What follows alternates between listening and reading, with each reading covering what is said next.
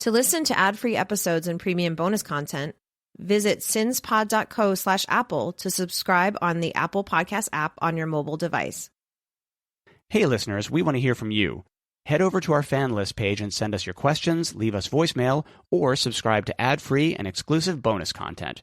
Visit fanlist.com/sinsandsurvivors to connect with us today.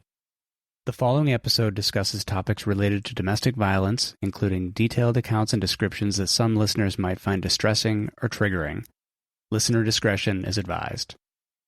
Have you ever wondered as you're hanging out in your Airbnb or in a hotel room in a major chain if someone might be watching? What about in your living room, your bedroom, or your bathroom? Could someone have planted a camera in there somewhere, in a smoke detector, an alarm clock, or even something as small as a screw or a power outlet? We'll talk today about some examples of the tech abuse side of domestic violence, some cases, and some tips for protecting yourself from being spied on, manipulated, and abused.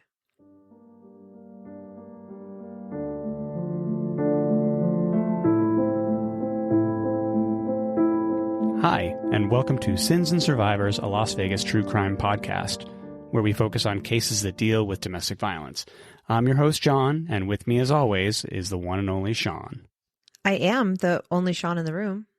You are. Before we get started, I wanted to share an update about the Tabitha Tozy case we covered in our November 14th episode. If you haven't listened to that one, we'll put a link in the show notes, or you can just go to www.sinsandsurvivors.com and listen after you're done with this episode. The leading suspect in Tabitha's murder is Nate Sanchez, whose full name is Oswaldo Nathaniel Perez Sanchez. The FBI has increased the amount of the reward being offered for information leading to his arrest from $10,000 to $30,000. We'll repost his photo and his wanted poster, so please share it because all it takes is one person to recognize him to bring him in for her murder.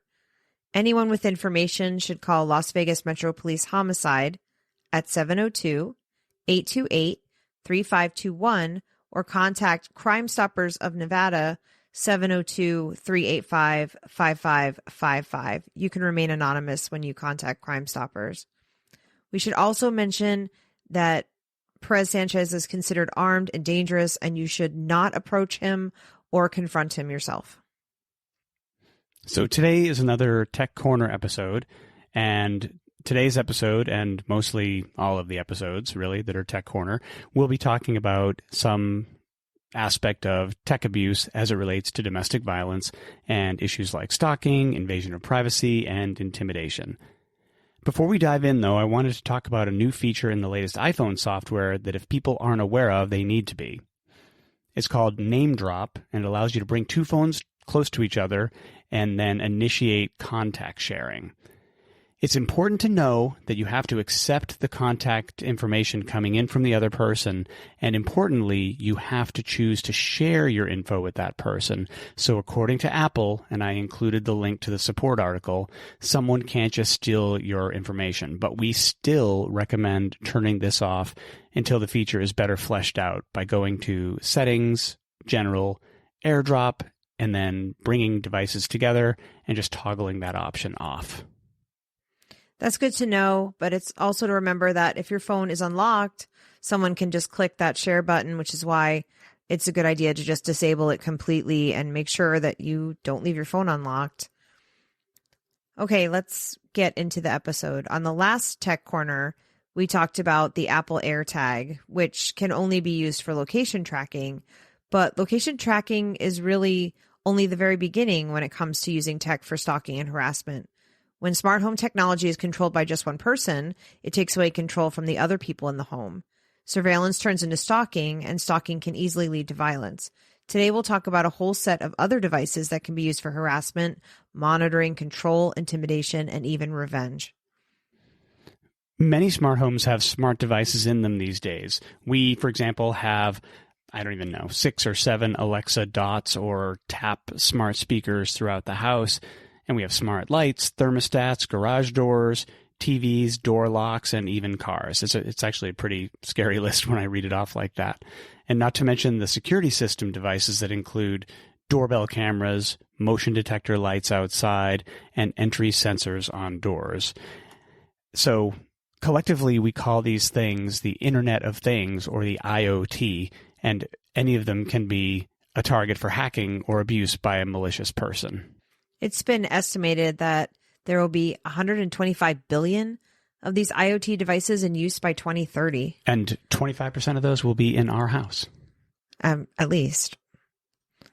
As usual with technology, these devices can be incredibly useful and convenient for things such as opening a door remotely for a family member coming to feed your cat, or checking on your dogs when you're away, or being notified if your side gate is opened or when a package arrives.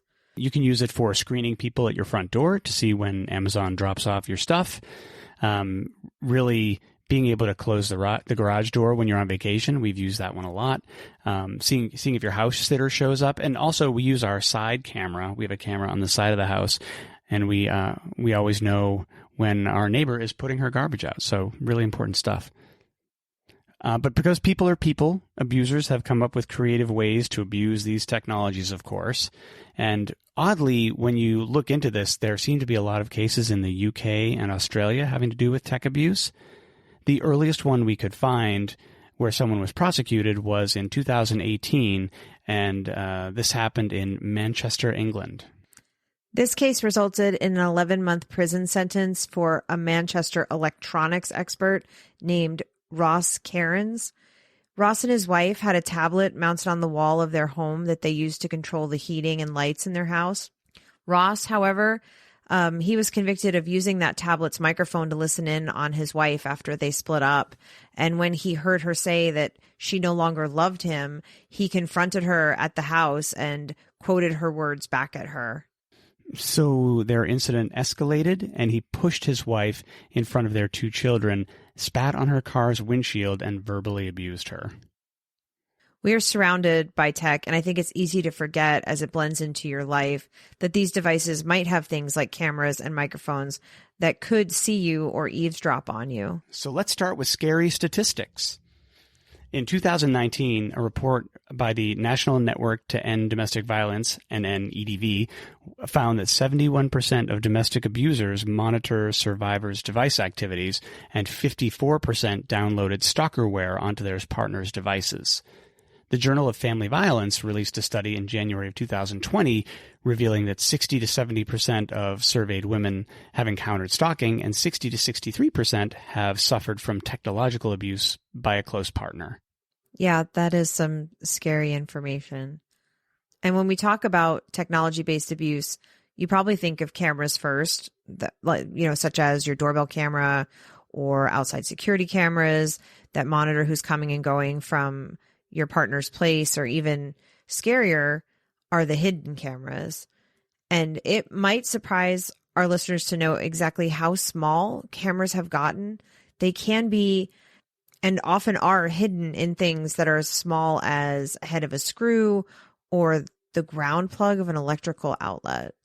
You and I found one that was for sale on Amazon, which was a screw head camera. And in the listing, it said that the recommended uses for the product were spying, and it even has a Cyber Monday discount. Probably because these things are so available, according to surveys conducted by IPX 1031 in 2019 and 2023, between 5 and 10% of Airbnb renters found a hidden camera at their rental. And that doesn't include the cameras that are in the public areas. This really only talks about cameras that are not disclosed in the listing. So beyond the use of cameras, which is incredibly scary, there's a whole other Internet of Things, IoT, that can be used to harass, monitor, control, intimidate, and exact revenge on people. It's a whole other scary level. And we've seen cases documented of people using quite a set of these things, including thermostats, door locks, lights, speakers, smart home devices, and even cars. And now that many of our cars are connected, people can easily do things like unlock a partner's car remotely to search or hide in them, or even remove their own access to their car.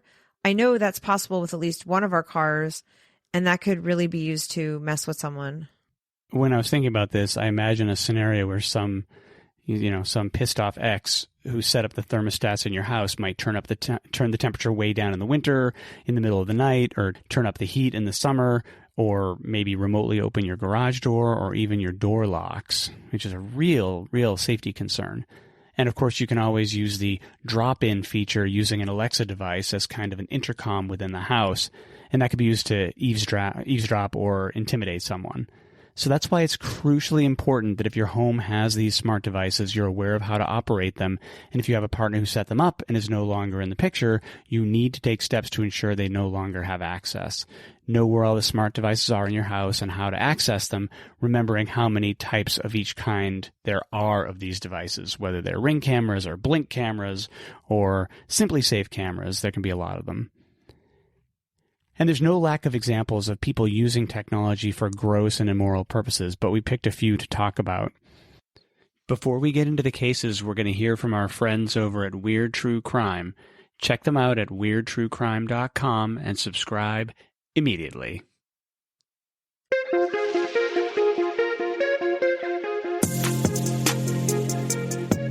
Hey, I'm Gina. And I'm Amber. And we're here to bring you the Weird True Crime podcast, where we cover true crime cases that will leave you asking yourself, did that really happen? We'll dive into questionable cases throughout history that are solved, unsolved, or just plain unbelievable. We'll also talk about the quirkier side of true crime in episodes we like to call What the F*** Wednesday. So be sure to subscribe and listen on your favorite podcast service. The first one happened right here in Las Vegas at around CES in 2016, and it has to do with hidden cameras. The case involves a group of tourists that were here for CES. CES is the Consumer Electronics Show, and we have it every year in January. It's a huge convention that attracts electronics experts from all over the world. So a group of coworkers who are coming to CES all decided to share an Airbnb, and they found one that was being rented out by a man named Christopher Gregory Rogers. So the group booked this Airbnb, and they were told about cameras in the common areas of the house, but Rogers told them there were no cameras in the private areas like the bathrooms or bedrooms, which is also prohibited generally by Airbnb policy. So one of the coworkers noticed an out-of-place smoke detector. Like in one of the bathrooms, there were two smoke detectors. And I'm guessing since they were in town for CES, the Consumer Electronics Show, they had some experience in home electronics. So they became suspicious and started looking around the home. There's probably no worse demographic of people to attempt to leverage technology against. So that's pretty poetic. They ended up finding 6 other cameras in a bathroom and in the bedrooms, and another camera hidden in an iHome clock radio that recorded onto a flash drive. So at that point, they decided to call the Las Vegas Metro Police to the house. The Metro officers collected the cameras that the group found, and they reviewed the footage, and they found footage of people in various states of undress that had been recorded between December 2015 and January 2016. And they also found footage of Rogers adjusting the cameras, which was their smoking gun. They were obviously his cameras, and they weren't placed there by some previous renter or maintenance person. Rogers was then indicted on 8 counts of what's called capturing an image of the private area of another person, which is classified as a gross misdemeanor in the same category as indecent exposure. And the judge ruled that all of the plaintiffs, the victims, they signed up for Airbnb accounts and agreed to the terms of service, which required them to go through arbitration in order to settle these claims.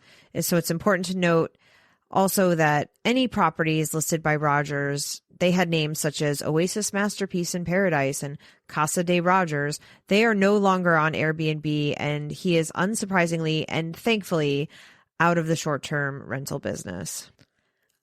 Another case that happened in the Las Vegas area comes from Overton, Nevada. Overton is about an hour northeast of Vegas, not too far from Moapa, where we like to go every fall for the Haunted Corn Maze. Overton is a very small town. The population is only about 2,200 people. And this just happened last year. A man named Wayne Wells was accused of hiding a camera in a bathroom and secretly recording a woman who knew him. This happened over the course of several years, starting in 2016. So she discovered the camera hidden inside of an alarm clock. It was motion activated, and the police found 44 videos in the camera's memory and more than 7,000 photos. Wells was arrested and charged with, quote, what's called capturing an image of the private area of another person, which is a gross misdemeanor, gross in more ways than one, I guess.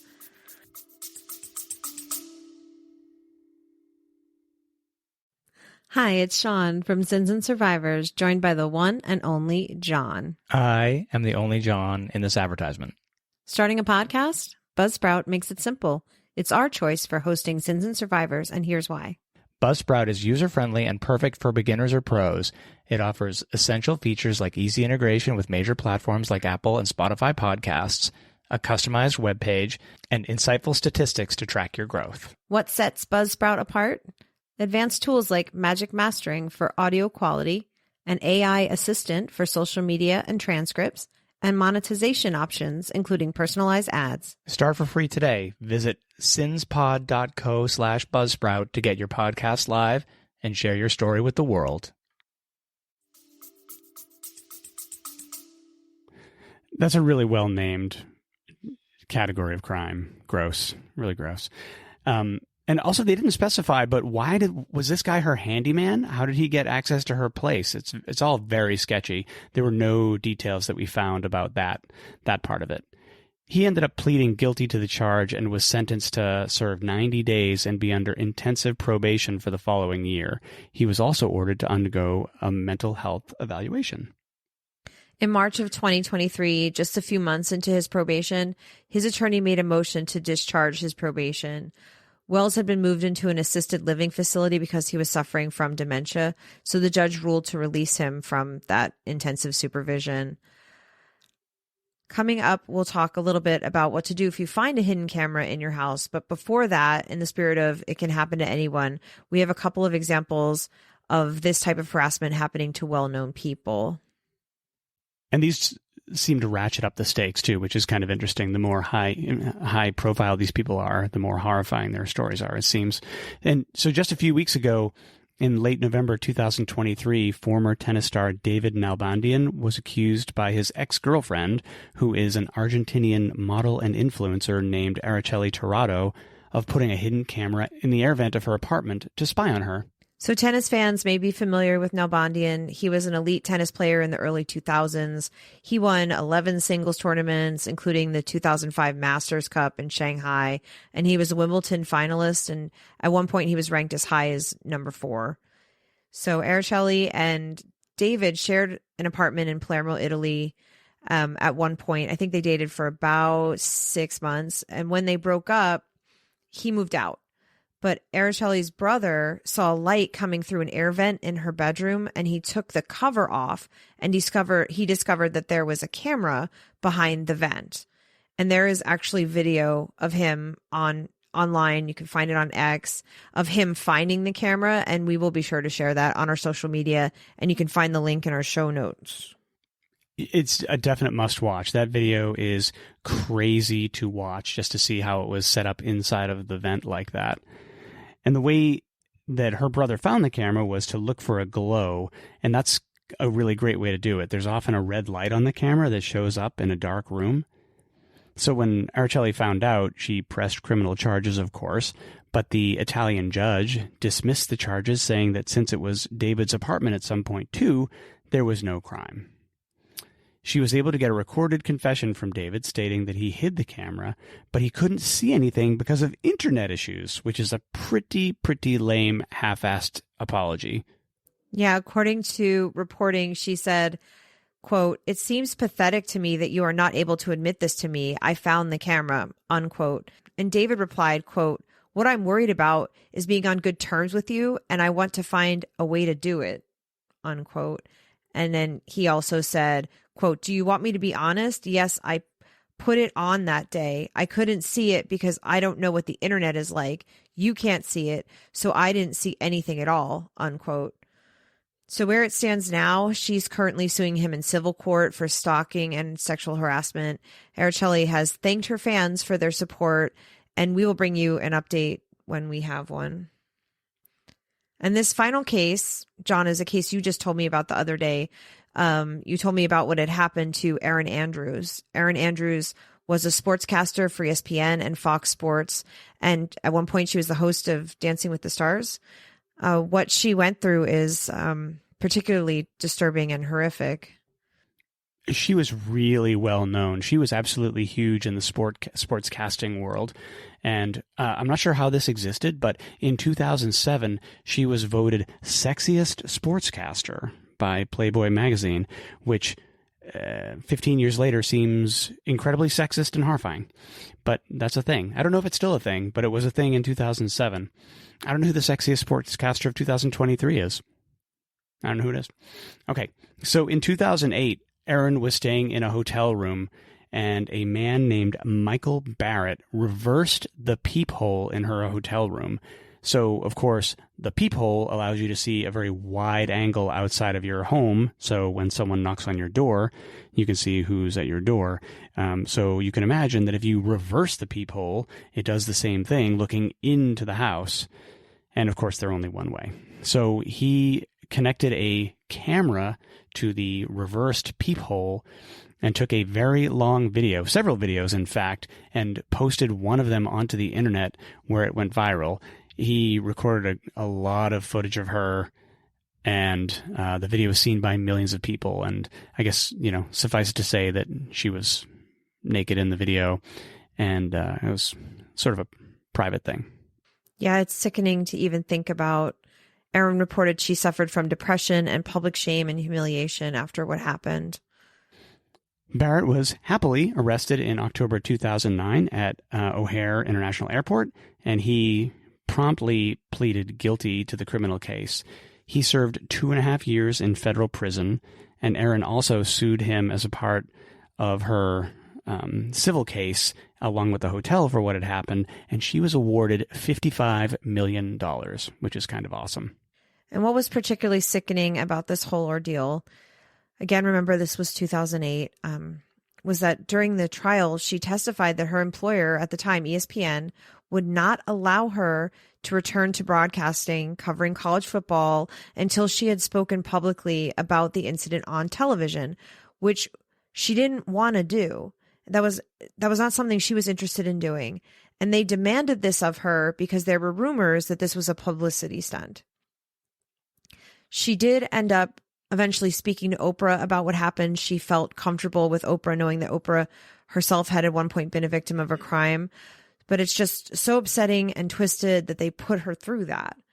ESPN's statement was that they were, quote, supportive, unquote, of Erin during this whole ordeal. It makes me wonder what they would have been doing if they had been unsupportive, because that does not seem very supportive to me. Or me. I'm glad we agree. So all of these are pretty gross and really terrifying, but none of us want to stop going to Airbnbs. You and I stayed at one up in Big Bear Lake this summer, which was totally awesome. And at the time, we weren't really thinking about this at all, but I will tell you that next time we stay at an Airbnb, we will definitely be thinking about it. For sure. So that's my question to you. What can people do to stay safe? My first thought is, like you said, we have to be aware and you have to have your guard up. Unfortunately, that seems to be the reality. So what are some things that people can look for specifically? It's really all about sort of being aware and constant vigilance. So you want to look for suspicious objects, really anything out of place, because cameras can be concealed in anything. They can be concealed in plants or a pair of glasses or a Kleenex box, or, it could be a fake computer or a pen. It could be an extra smoke detector in the room. That was pretty obvious. If you see 2 smoke detectors in a room, something's, wrong. Out of place stuffed toys. That's an obvious one. Alarm clocks in the bathroom. Really look for anything that seems to be out of place. You can also make the room as dark as possible, and like Aracelli's brother did, look for lights coming through air vents. The other thing you can do is you can use your cell phone to detect hidden cameras. A cell phone camera can see the infrared light that gets emitted by a hidden camera, which of course our eyes cannot. You can actually test that with a TV remote with an IR emitter first. So you just take the IR emitter and you point it at your camera and see if you can see the flickering of the IR light in the camera. So we'll share a YouTube video that shows someone actually doing that. And it's more likely that the front-facing camera is going to be the camera you'll find on your phone that works better, because newer cameras have IR filters on them. But definitely test it. And you'll know it's working because on the camera screen you'll see a flickering light, which is the IR in the camera. And if you see that, you should definitely look closer. And if you do locate a hidden camera, for sure your first instinct is going to be to like Hulk smash, just like break it into pieces. But you really shouldn't do that for a couple of reasons. First, whoever is spying on you. So if you're in a Airbnb, your host could come after you for destroying that property, and that could potentially complicate any court case, or you don't want them having anything to say about how you treated their property or getting a big fine from Airbnb or whatever. But secondly, if you destroy it, you'll also destroy the evidence potentially. The camera might have fingerprints on it or an SD card that contains images that could be the evidence you need. And even touching it could blur the fingerprints. So just let it be. Instead, take photos of it, take videos of it, and cover it up, or move it to another room in the house out of its view, or you now are aware of that it can see you, you stay out of its view, and contact the company. So let's say Airbnb or the hotel management, or you can contact law enforcement too if you feel safe doing that. But for obvious reasons, do not contact the host of your Airbnb, because they are very likely to be the one who put it there. And with the example of the tablet with the couple in Manchester, the tablet that controlled their lights in their house. So as John said earlier, it's important to be aware of who has access to the devices in your home, change your passwords, and delete access when you need to do that. So yeah, that'll wrap it up for this week. Please email any tech-related questions to me at tech@sinsandsurvivors.com, and we'll answer your questions in upcoming episodes. And you can find all the resources in our show notes or on sinsandsurvivors.com. And be sure to like, subscribe, and follow us on social media, and share these tips with friends, because what happens here happens everywhere.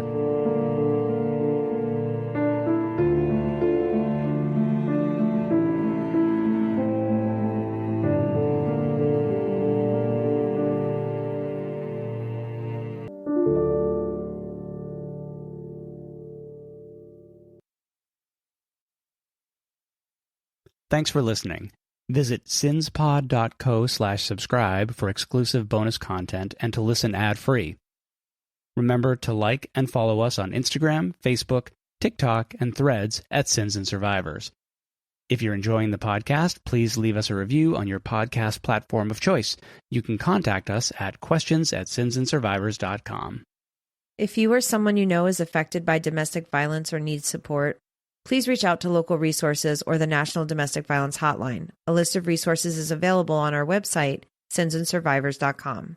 Sins and Survivors, a Las Vegas true crime podcast, is researched, written, and produced by your hosts, Sean and John.